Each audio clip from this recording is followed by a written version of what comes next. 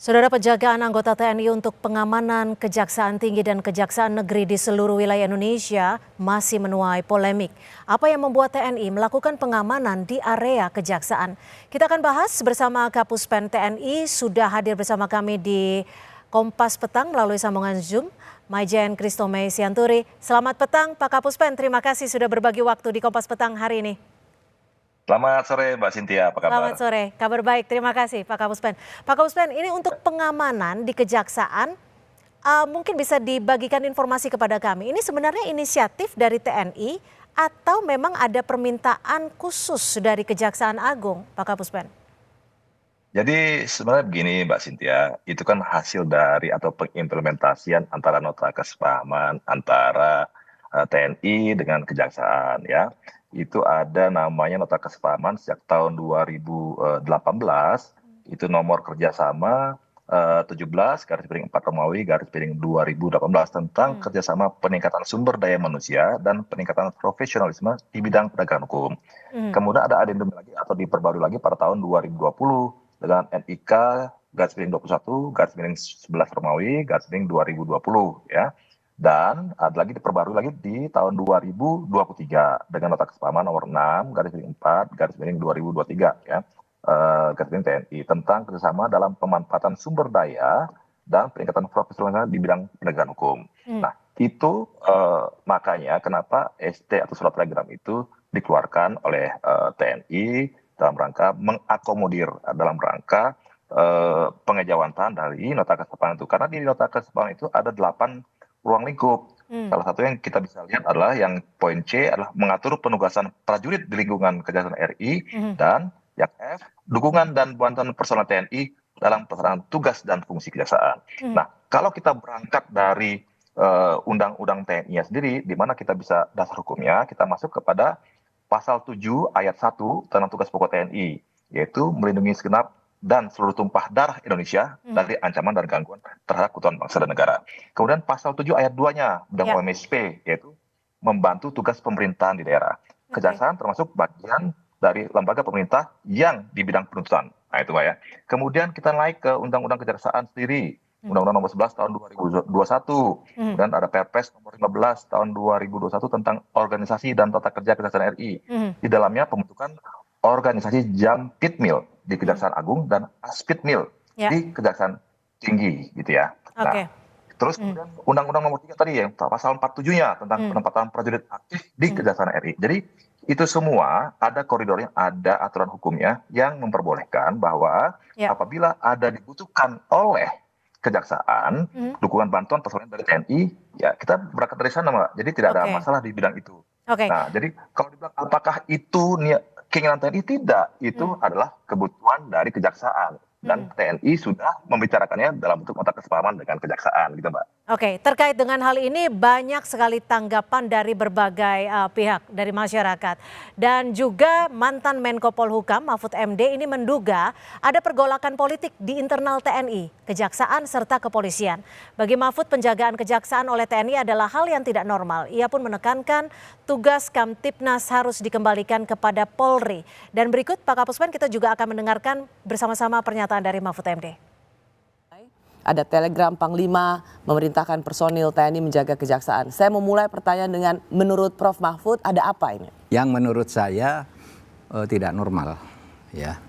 Mungkin ada sesuatu pergolakan politik di internal antara Kejaksaan dan Kepolisian. Saya kira sesuatu yang tidak bisa disembunyikan. Memang lama tidak harmonis kan. Di dalam kerja-kerjanya tidak saling bersinergi. Rupanya saling berkompetisi, bukan saling bersinergi. Dan itu tidak baik bagi penegakan hukum. Kalau saya untuk Kejaksaan, itu saya bisa memaklumi, tapi untuk waktu pendek. Tidak untuk seterusnya. Kalau seterusnya ketatanegaraan kita tidak membolehkan itu. Undang-Undang Dasar juga tidak membolehkan pada dasarnya. Karena keamanan itu milik Polri. Gimana Pak Kapuspen, betul ada pergolakan di internal TNI? Seperti yang disebutkan oleh Mahfud MD? Kalau dipergolakan di internal TNI kan tidak ada, Mbak. Kami hanya mengakomodir kebutuhan dari kejaksaan sesuai dengan apa yang sudah dibicarakan dengan TNI dalam nota kesepahaman untuk dukungan bantuan personil. Nah, justru karena ada permintaan, ada kebutuhan dari kejaksaan, kita memberikan bantuan itu.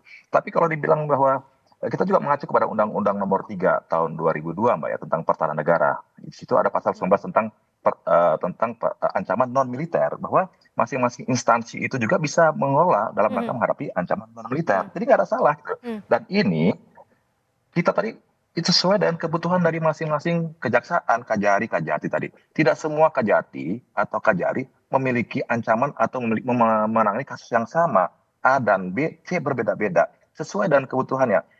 TNI hanya memberikan koridor dalam surat telegram itu apabila kajari membutuhkan pengamanan. Ingat ya, membutuhkan Artinya pengamanan. permintaan dari pihak kejari ataupun kejati gitu ya Pak Kapuspen ya? Ya betul. Ya. Kalau nggak butuh nggak ada masalah gitu Pak. Oke. Jadi kajari itu butuh kita kasih 10. Kalau mau maksimal 10. Kajati juga kalau membutuhkan kita kasih 30 gitu ya. Tapi kalau nggak dibutuhkan karena nggak ada ancaman kepada jaksa atau kepada kantor kejaksaan, ya nggak ada masalah gitu. Ancaman juga harus dilihat Mbak. Ancaman yang bagaimana gitu kan. Kalau misalnya ada ancaman yang bersifat menggunakan kekuatan bersenjata, baru kan kejaksaan minta bantuan TNI. Kalau nggak ada ancaman untuk itu ya ngapain gitu Mbak. Kalau toh yang mengancam kejaksaan pasti orang-orang yang bermasalah pada kejaksaan. Kan gitu Mbak. Orang baik-baik kan nggak ada masalah. Ngapain urusan kejaksaan. Nah gitu Mbak. Oke. Nah tapi begini Pak Kapuspen, apakah TNI sendiri nantinya akan mengusut dugaan dari pembocor telegram terkait penjagaan TNI di kejaksaan? Ini seperti apa nanti dari Pak Kapuspen penjelasannya? Ya, namanya surat telegram itu apalagi sebenarnya surat telegram biasa yang bukan rahasia atau konfidensial atau sangat rahasia kan surat telegram itu. Tapi surat telegram itu kepada siapa peruntukannya? Oke, dari Mabes TNI kepada Kasat misalnya, Kasat kepada para pangkat utamanya. Kok bisa jatuh kepada tangan yang bukan peruntukannya? Kan itu. Saya bersurat kepada Mbak Cynthia misalnya. Kok jatuhnya kepada si C gitu kan? Kan salah alamat nah gitu. Ya. Itu dari siapa orang-orang ini yang bisa mendapatkan TST itu tanpa bukan peruntukannya gitu Mbak, itu aja. Oke, artinya akan tetap diusut ya oleh TNI sendiri ya? Ya pasti dong, mungkin ada di tempat kami juga yang mengirimkan telegram itu keluar kan itu kita sedang tetap cari itu nanti kan bukan tugas dia untuk menyampaikan itu kepada media misalnya. Ya. Nah gitu. Akan ada sanksi ketika nanti pihak tersebut sudah diketahui? Ya pasti dong secara internal pasti kita kan ada hukuman disiplin Mbak. Oke. Karena dia tidak melakukan tugas sesuai dengan tugas pokoknya. Tidak mematuhi perintah atasan. Kan ada itu, tidak mematuhi perintah atasan. Ada hukuman disiplin militernya Mbak. Oke, Pak Kapuspen, ini koalisi masyarakat sipil kan juga mempertanyakan soal independensi kejaksaan dalam penanganan dugaan korupsi. Bagaimana TNI akan membagi ataupun memastikan tidak ada keterlibatan TNI dalam penanganan kasus di kejaksaan? Nah ini kan mintanya sebuah pengamanan Mbak, bukan untuk intervensi hukum. Tidak ada intervensi hukum, hanya mengamankan. Mengamankan apakah itu gedung kejaksaan, karena di gedung ada arsip yang tersimpan. Nah, ingat ya, tunggu lagi kejaksaan terbakar Mbak. Kemudian atau ancaman terhadap jaksa. Nah itu aja yang jadi konflik. Kalau masalah intervensi hukumnya nggak ada, hukumnya ya biarkan kejaksaan bekerja gitu ya, sesuai dengan tupoksinya gitu Mbak. Artinya apakah TNI bisa memastikan tidak akan terjadi tumpang tindih kewenangan? Ya pasti dong, nanti sekarang kan kita terbuka untuk evaluasi dan kritik, silakan diawasi kan gitu. Kan ya keterbukaan kan cukup, silakan diawasi. Kan silakan saja misalnya koalisi masyarakat sipil perlu pengawasan, silakan monggo saja, nggak ada masalah gitu ya. Kalau saat ini yang sudah berlangsung seberapa banyak permintaan dari Kajati, Kajari yang sudah ditugaskan? Ada berapa titik? Kita saat ini sedang mendata berapa jumlah Kajati Kajari yang sudah meminta bantuan TNI. Contoh misalnya Kajati Jakarta kan, Kajati itu sudah sejak 3 tahun yang lalu tuh Mbak, gitu ya, bukan baru kemarin. 3 tahun yang lalu dia sudah menjaga di situ gitu lah gitu ya. Artinya memang sudah ada implementasi atau pengejawantahan dari nota kesepahaman tadi gitu. Tidak ada masalah. Nah kenapa hari ini diributkan gitu ya Mbak? Oke, baik. Terima kasih Maijen TNI Christo Mesianturi, Kapuspen TNI sudah berbagi informasi di Kompas Petang. Selamat sore. Selamat sore Mbak, makasih. Terima kasih.